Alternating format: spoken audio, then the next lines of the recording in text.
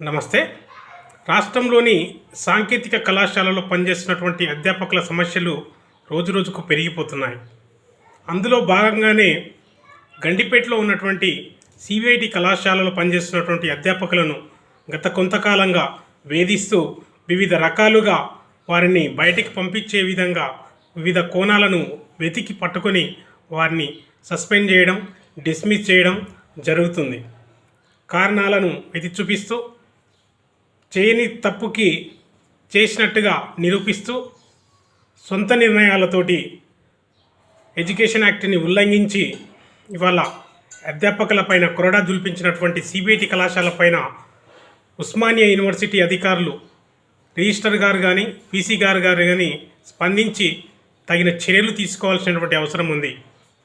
ఎందుకంటే గత కొంతకాలంగా ఈ కళాశాలలో పేపర్ లీకేజీలు, పేపర్లు రాయకుండా మార్కులు వేయడం అనేది జరిగిందనేది ఆరోపణలు ఎన్నో వినిపిస్తున్నటువంటి విషయం. ఆరోపణలే కాకుండా ఆధారాలతో ఉన్నటువంటి అవశేషాలను మనకు కనిపిస్తున్నటువంటి విషయం. మరి దానిపైన విద్యార్థి సంఘాలు వివిధ అధికారులకు కూడా ఫిర్యాదు చేయడం జరిగింది. మరి 2017 నుంచి 2021 వరకు పేపర్లు మాయమయ్యాయి, విద్యార్థులు రాసినటువంటి పేపర్లే మాయమయ్యాయి ఏకంగా అంటే ఎంతవరకు జారిందో, ఎంతవరకు వెళ్ళిందో విషయం మనం అర్థం చేసుకోవచ్చు. ఆటోనమస్ హోదా వచ్చిన తర్వాత ఇష్టానుసారంగా పరీక్షలను వ్యవహరిస్తున్నటువంటి సిబిఐటి కళాశాల మరి విద్యార్థుల పట్ల చదువుకునే విద్యార్థులు మాత్రమే ఇక్కడ, ఎందుకంటే సిబిఐటి కళాశాలలో ర్యాంకర్స్ మాత్రమే వస్తారు, మంచి టాప్ ర్యాంకర్సే వస్తారు. మరి ఆ ర్యాంకర్స్ని తప్పుదోవ పట్టించే విధంగా కొంతమందికి మార్కులు యాడ్ చేశారు. ఒక పెద్ద మనిషి, కళాశాలలో లైజనర్ ఆఫీసర్గా పనిచేస్తున్నటువంటి ఒక పెద్ద మనిషి, ఆ పెద్ద మనిషి చెప్పినట్టుగానే మార్కులు వేయడం జరుగుతుందని చెప్పేసి ఆరోపణలు కూడా మనకు వినపడుతున్నటువంటి విషయం. ఆరోపణలే కాదు, ఆధారాలు కూడా ఉన్నటువంటి విషయం.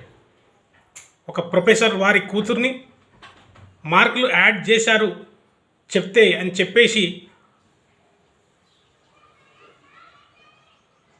మరి ఆ ప్రొఫెసర్ ఎవరు, ఆ మార్కులు యాడ్ చేయమని చెప్పింది ఎవరు, వీటన్ని ఆధారాలతో సహా రేపటి రోజున బయట పెడతామని చెప్పేసి కూడా తెలియజేస్తున్నాం. అంతేకాకుండా ఇవాళ రాష్ట్రంలో ఉన్నటువంటి సమస్యలపైన పట్టించుకోకుండా రాష్ట్ర ప్రభుత్వం కళాశాల యాజమాన్యం పైన చర్య తీసుకోకుండా వివిధ రకాలుగా ఆలోచన చేస్తూ కళాశాల ఏం చేసినా చూసి చూడనట్టుగా ఉంటున్నటువంటి రాష్ట్ర ప్రభుత్వం ఖచ్చితమైనటువంటి విచారణ జరిపి తగిన చర్యలు తీసుకోవాల్సినటువంటి బాధ్యత రాష్ట్ర ప్రభుత్వానికి ఉంది. మరి రాష్ట్ర యూనివర్సిటీ కూడా, యూనివర్సిటీ ఉన్నప్పుడు అఫిలియేటెడ్ యూనివర్సిటీ ఖచ్చితంగా స్పందించాల్సినటువంటి అవసరం ఉంది.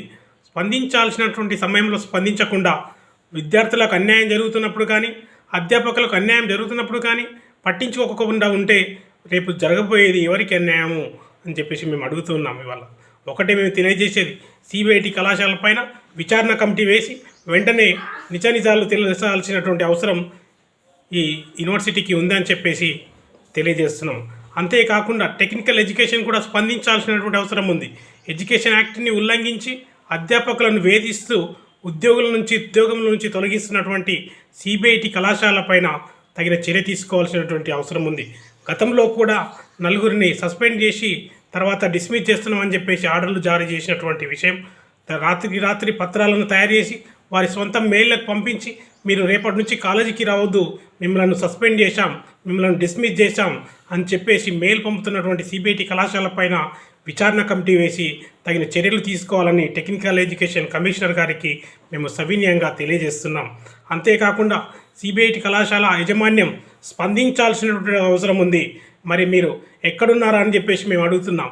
కళాశాలలో ఇంత తతంగం నడుస్తున్నప్పటికీ కూడా కనీసం పట్టించుకోకుండా మరి అధ్యాపకులపై వేధింపులను మీరు వారు ఎవరో చెప్పినట్టుగా వింటే మాత్రం కళాశాలకు ఉన్నటువంటి పేరు ప్రతిష్టలను దిగజారిపోతున్నాయని చెప్పేసి మేము వారికి తెలియజేస్తూ, కళాశాల యొక్క గొప్పదనాన్ని మాకు తెలుసు కాబట్టి కళాశాల యొక్క గొప్పదనాన్ని కూడా దిగజార్చే స్థాయిలో మేము కూడా లేము.